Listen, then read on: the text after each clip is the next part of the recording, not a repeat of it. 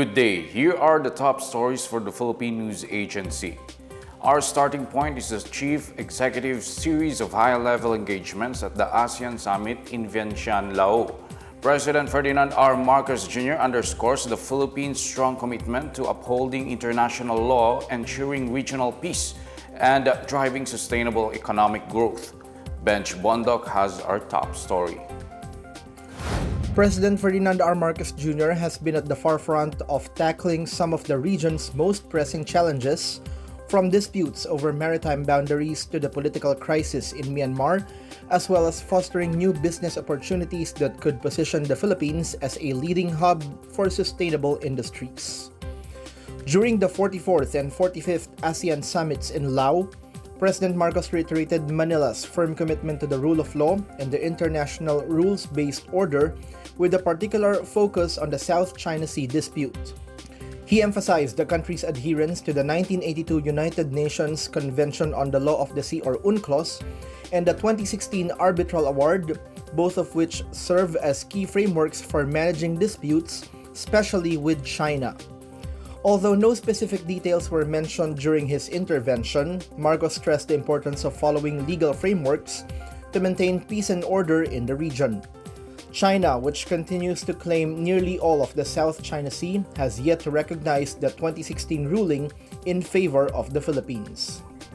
Meanwhile, amid the ongoing political crisis in Myanmar, President Marcos reaffirmed the Philippines' support for ASEAN's 5-point consensus, or 5PC, while calling for new strategies to improve the situation. In an interview on the sidelines of the summit, Marcos admitted that despite the implementation of the 5PC since 2021, there has been little improvement in Myanmar's crisis. ASEAN leaders, including Marcos, are now considering alternative approaches to address the conflict. The 5PC calls for an immediate cessation of violence and the initiation of constructive dialogue to achieve a peaceful resolution. It also seeks to facilitate a special ASEAN envoy to mediate talks, along with providing humanitarian aid and ensuring the envoy's visit to Myanmar to engage all concerned parties.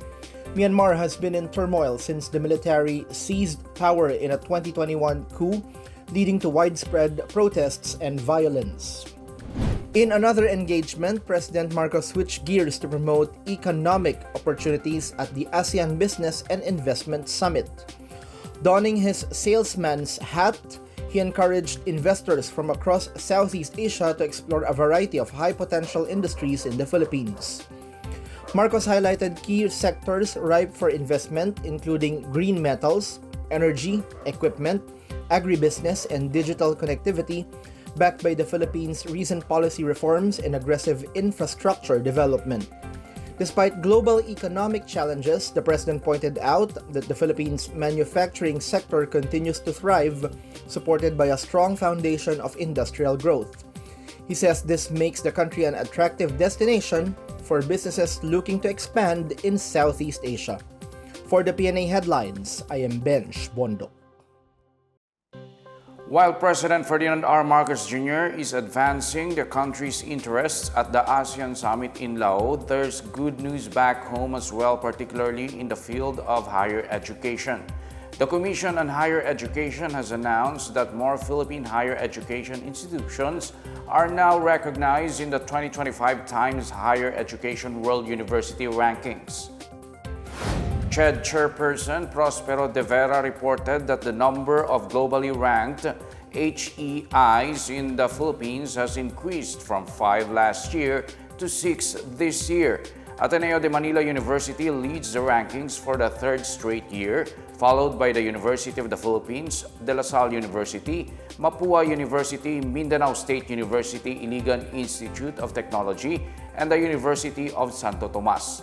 15 more Philippine HEIs were listed as reporters or universities that have submitted data but were not ranked. De Vera says this growing presence of Philippine universities on global stage reflects their commitment to internationalization and competitiveness. He also underscored the collective efforts of these institutions, together with CHED and the national government, to elevate Philippine education to meet international standards. The government has set aside some 253 billion pesos in the proposed 6.352 trillion pesos national budget for 2025 for cash assistance or ayuda for the vulnerable sectors of society. The Department of Budget and Management says the allocation for financial aid is in line with the Philippine Development Plan 2023 to 2028, which focuses on strengthening Filipinos' capabilities towards economic and social transformation. The budget covers cash assistance programs being implemented by the Department of Agriculture, Department of Health, Department of Labor and Employment, and Department of Social Welfare and Development. It will also fund the fuel subsidy for the transport sector under the Department of Transportation, as well as the Philippines Food Stamp, one of the priority programs of the Marcos administration, among others. Meanwhile, the DBM reports that the education sector remains a top priority in the proposed national budget for 2025. This makes up 977 billion pesos or 15.4% of the national expenditure program, which is higher than last year's 968.9 billion pesos. The budget will support programs of the Department of Education, including the Matatag Agenda for Basic Education, as well as other vital programs such as the school-based feeding program. The government will also highlight the push for access to quality education through the universal access to quality tertiary education and the education assistance and subsidies. The Office of the Ombudsman has ordered the preventive suspension of several officials of Porak Pampanga over the illegal operations of an unlicensed POGO or Philippine Offshore Gaming Operators Hub in the municipality. In an 11-page order dated October 7, Ombudsman Samuel Martirez meted a 6-month suspension on incumbent Mayor Jaime Capil, Vice Mayor Francis Lawrence Tamayo, Business Permit and Licensing Office OIC Emerald Vital, and 8 of the town's Sangguniang Bayan members. The officials are facing a complaint for gross neglect of duty filed by the Department of the Interior and Local Government following the raid of the Lucky South 99 hub in June. The Ombudsman said Lucky South 99 was issued business permits for 2021, 2022, and 2023 despite the lack of prior regulatory requirements, an expired PAGCOR license, and a BPLO certification. That Lucky 99 has no business permit for 2024. The Ombudsman also pointed out reports of the Philippine National Police on suspected criminal activities within Lucky South 99's premises. The office also said the officials were suspended due to the probability that they may interfere with the case through their power and authority. Lucky South 99 was raided following reports of its involvement in human trafficking, torture, and scamming activities. In other news, the Department of Agriculture expects retail prices of ginger to go down as imports of the crop enter the country. DA Assistant Secretary Arnel Nebesa said the Philippines has received over 4,200 metric tons of ginger imports from China out of an expected shipment of 13,000 metric tons. About 50 metric tons each from Vietnam and Indonesia are also coming soon. This comes as ginger prices in Metro Manila soared from 140 pesos to as high as 300 pesos per kilogram as compared to the average of 80 to 100 pesos per kilogram level. He said the price spike was caused by increasing industrial demands by manufacturers of ginger-based products, the effects of the El Niño phenomenon, and the recent typhoons.